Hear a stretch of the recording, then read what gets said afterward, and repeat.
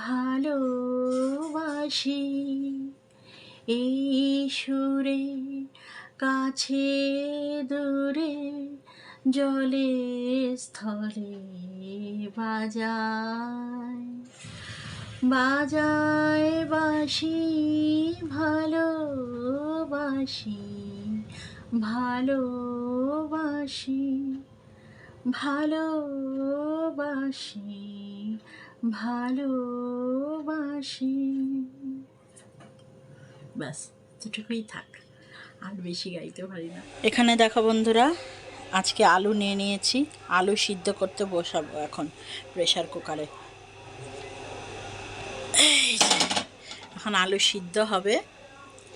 আর এখানে দেখো আমার আটা মেখে লেচি করাও হয়ে গেছে। তো কি হবে নিশ্চয়ই বুঝতেই পারছো, তাও একবার তোমাদের বলে দিই, এখানে হবে হলো আলু ভরে পরোটা। এই হলো আজকের সুন্দর একটা টিফিন। কারণ আজকে যেহেতু ওয়েদারটাও ভালো আছে কদিন ধরে, কালকেও মানে বৃষ্টি হয়েছিল রাত্রে, আমি টের পাইনি। কালকে রাত্রেও শুনছি বৃষ্টি হয়েছে, আমরা টের পাইনি কেন বলো তো? মানে আমি, ওর বাবা টের পেয়েছে। জানলাটা ওরকম, কারেন্ট চলে গেল, জানলাটা বন্ধ থাকে তো আমাদের, যেহেতু এসি চালায়, তো পুরো জানলা কপাট দরজা সব বন্ধ থাকে, ওই জন্য টের পাইনি। কিন্তু কালকে রাত্রেও বৃষ্টি হয়েছিল, তাই সকাল সকাল না ওয়েদারটা খুবই সুন্দর, তাই ভাবলাম যখন ওয়েদারটা একটু ভালো আছে তাহলে চলো, এটা সুমিও পছন্দ করে এই খাবারটা, তো এটাই বানাই। তো চলো এখন বানিয়ে নিই। তো চলো বন্ধুরা, আজকে তো তোমাদের সঙ্গে ইন্ট্রোটা সেরে নিই। Good morning, welcome back to my channel. তোমরা সবাই কেমন আছো? আশা করছি ভালো আছো, আমিও ভালো আছি। আর এখন বাজে হলো সকাল 10টা। তো এখন থেকেই ব্লগটা শুরু করলাম। তোমরা সারাদিন আমার সঙ্গে থাকো আর দেখতে থাকো।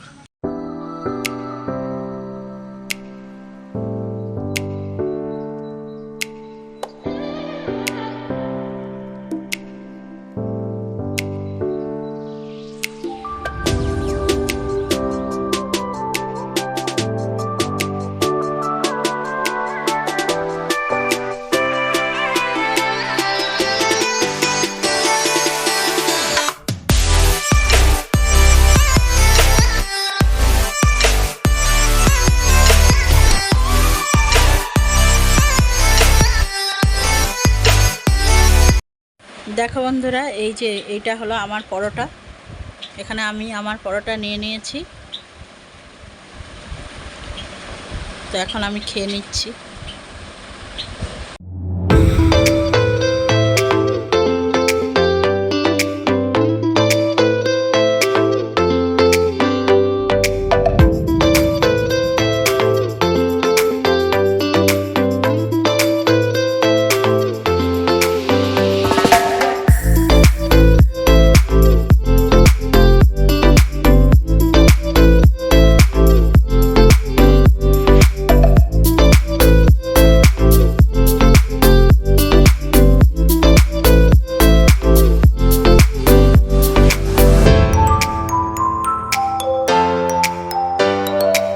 তো দেখো বন্ধুরা, কাজ করতে করতে ব্লিঙ্কিটে অর্ডার দিলাম, আর 10 থেকে 12 মিনিটের মধ্যেই দেখো বাড়িতে একদম জিনিস হাজির।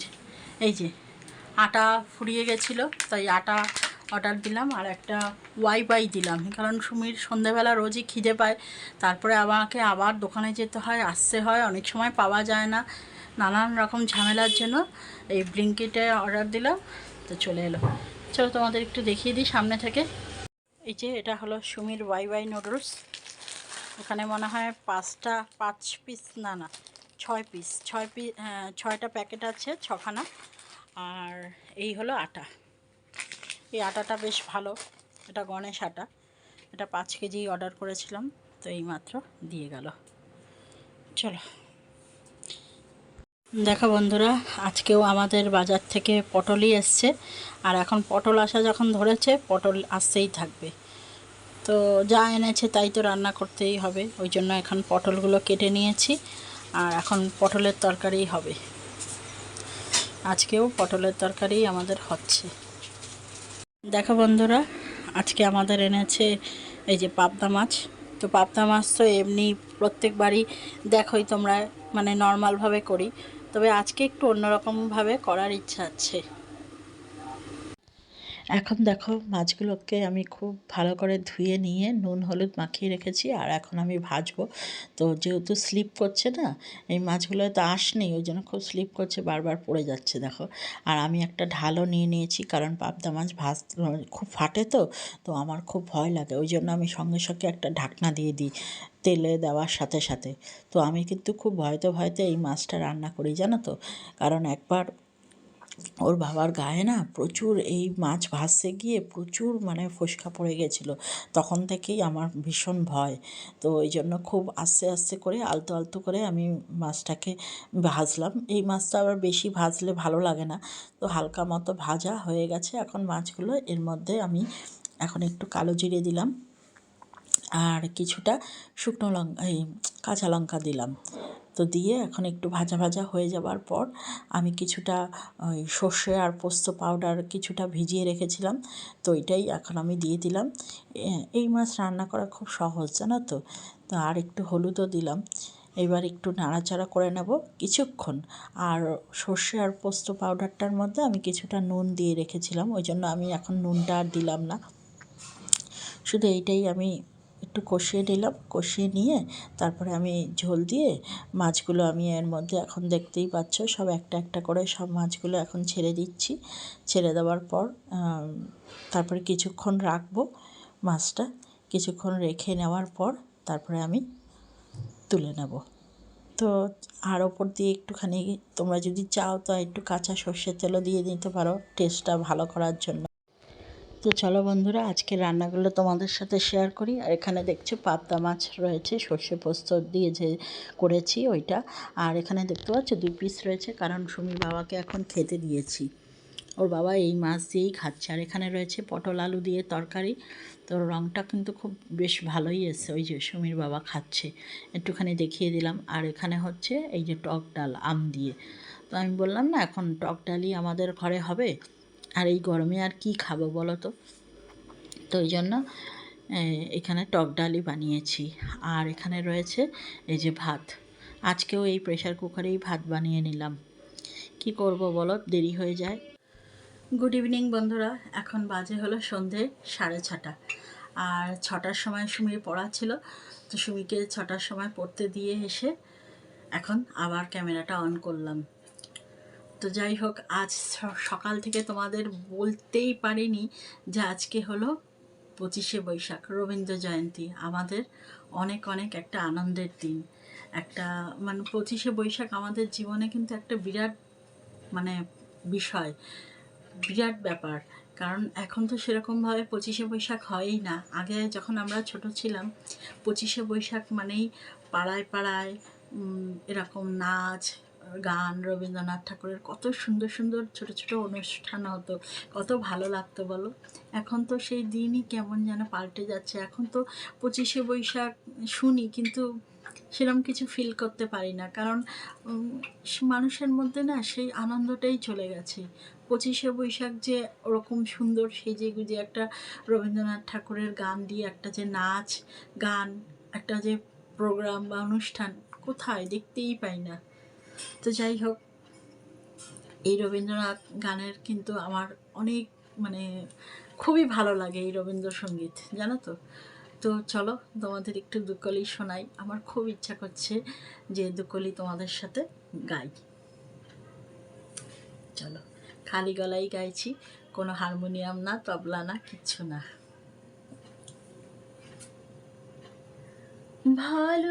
ভালোবাসি ভালোবাসি এই সুরে, কাছে দূরে, জলে স্থলে বাজায় বাজায় বাঁশি, ভালোবাসি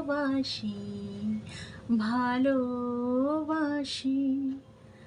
ভালোবাসি ভালোবাসি। ব্যাস, এতটুকুই থাক, আর বেশি গাইতে পারি না। তো চলো, আজকে রবীন্দ্র জয়ন্তী, তোমরা কে কীরকম প্রোগ্রাম করছো, কোথায় কি করছো, অবশ্যই কমেন্টের মাধ্যমে আমাকে জানিও, জানালে ভালো লাগবে এই আর কি। এখন পড়বি? পড়বি না? ঠিক আছে। ম্যাপটা কোথায় রাখলি? এখানে ব্যাগের মধ্যেই রাখ। তো দেখো সুমি চলে এসছে পড়ে, আর এখন আমি একটু বসবো, বসে নিয়ে তারপরে আটা মাখবো রুটি করার জন্য। এখন একটু বসে নিই, চলো। দেখো বন্ধুরা, সবে ভাবলাম আটাটা মাখবো, কারেন্ট চলে গিয়ে বসে আছে, জানো কারেন্ট চলে গেছে। এই কি করছিস? কারেন্ট চলে গেছে, দেখো চার্জ লাইট দিয়ে আমার ভিডিও করছি, এই দেখো দেখবে চার্জ লাইটে যে ভিডিও হচ্ছে। এই দেখো অন্ধকার, চার্জ লাইট জ্বলছে, ঘরে অন্ধকার, পাখা চলছে না। আর এই যে বাইরেটা দেখো অন্ধকার, জানলাটা সরা, ওই যে ওই দেখো, বুঝছো অন্ধকারে বসে আছি। বসে বসে এখন তোমাদের জন্য একটুখানি ভিডিও করছি। কেমনটা রাগটা লাগে না বলো? সবে আটাটা মাখতে যাব, ওই সময় কারেন্টটা গিয়ে বসে আছে। ভাল লাগে এরকম, কিছু করার নেই। এখন আরও কিছুক্ষণ বসে থাকি নাকি নাকি এর মধ্যেই আটাটা মেখে ফেলবো? কি করব? এর মধ্যেই আটাটা মেখে ফেলে তারপরে ফেলে রেখে দিই, তাই না? তারপর যখন কারেন্ট আসবে তখন নয় রুটি বানাবো, সেটাই ভালো হবে, তাই কি না? চলো তো এটাই করি। কিরে, এটাই তোর ডিনার? বাহ, ভালোই তো ডিনারটা বানালি সুন্দর করে। এটা খেলে পেট ভরে যাবে রাত্রে? তাহলে রুটি করব না? ঠিক আছে। তো দেখলে তো বন্ধুরা, সুমি নিজের ডিনার নিজেই বানিয়ে নিল, আমাকে একটু টেস্ট করিয়েছে, এই আর কি। তো চলো তাহলে আজকে ও এটাই খাক, আর আমরা রুটি বানিয়ে খাই, আমি আর ওর বাবা। তো চলো আমরা আমাদের রুটিটা বানিয়ে নিয়ে তারপরে আসছি, চলো। দেখো বন্ধুরা, এই হলো আমার রাতের খাবার। এখানে রয়েছে রুটি, আর এখানে রয়েছে পটল আলুর তরকারি, যেটা দুপুরবেলায় করেছিলাম। তো চলো বন্ধুরা, এই রাতের ডিনার দেখিয়েই ভিডিওটা এখানেই এন্ড করে দিচ্ছি। আবার দেখা হচ্ছে একটা নতুন ভিডিওর সাথে। ততক্ষণ তোমরা সবাই ভালো থেকো, সুস্থ থেকো আর সাবধানে থেকো। আর ভিডিওটা ভালো লাগলে একটা লাইক কমেন্ট শেয়ার করে দিও, আর যারা নতুন দেখছো তারা সাবস্ক্রাইব করে আমার পাশে থেকো। তাহলে চলো দেখা হচ্ছে আবার একটা নতুন ব্লগে। ততক্ষণের জন্য টাটা।